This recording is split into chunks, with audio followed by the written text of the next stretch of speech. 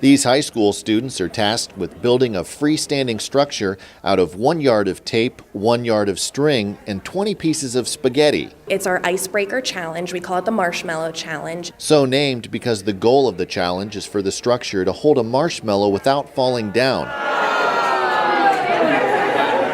Whichever team has the tallest structure after 18 minutes wins. Typically, the younger the student, the better they do because they don't overthink it. The task is really just an icebreaker meant to help these students get acquainted with the mentors who will be helping them in this year's Junior Achievement Titan Business Challenge.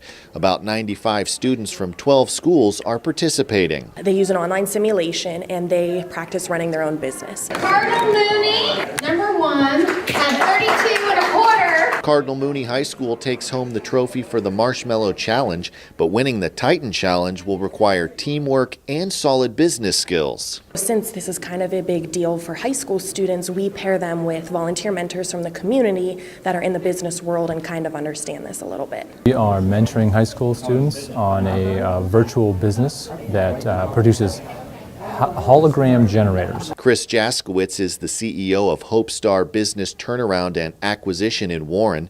He's also the mentor for Howland High School Team Number 1, consisting of seniors Dion Patterson, David Schwartz, and Jake Wyand. So the idea is to how much you sell them for, how many do you make, how much do you market this, and how much you invest into marketing. There's all kinds of different strategies they can use, and they get to run a virtual business. 2 years ago, we did the Titan Challenge, and actually my cousin, Bobby Melito, and then his partner, Vinny Roberto, they actually won. So we're trying to come back and win, too. The first round is just practice, so the Howland team decides to do a little strategizing. This is like preseason, where none of this actually counts towards anything, but everyone gets a chance to feel each other out. So now what we're doing is playing a game called Rope-a-Dope, where we act like we don't know what we're doing to throw the other teams off. Good units, it looks like in the first phase. But now the real challenge begins. They're going to take the top 2 teams from each room. They're going to pull 8 teams out, put them into a championship round. And then that group of 8 plays for the money. Another concern too is if we jump out and max everything out and it's not the right economy. I feel like the economy is already steady. It's always. I've seen it. Have you? That's how we went bankrupt. Home Savings Charitable Foundation very graciously gives us money every year. Since its inception, we've given away over $13,000 because of them. So the first place team, which is 3 students, gets $500 each. The second place team gets $250 each, and the third place team gets $100 each. You max that out, that's $40,000. Someone did, yes. This round, we have our partner, which is Chris. He's helping us out this round. Marketing isn't an issue. You might even be able to decrease marketing. But if we make it, then he doesn't help us. When the round is finished, students head upstairs to hear from this year's keynote speaker, YSU President Jim Tressel, and await the results. Cardinal Mooney 3, Cheney 4, Howland 1.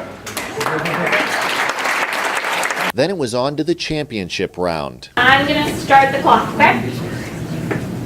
All right, you can begin. Howland High School, along with the other 7 winning teams, gather in one room for the final round, this time without their mentors.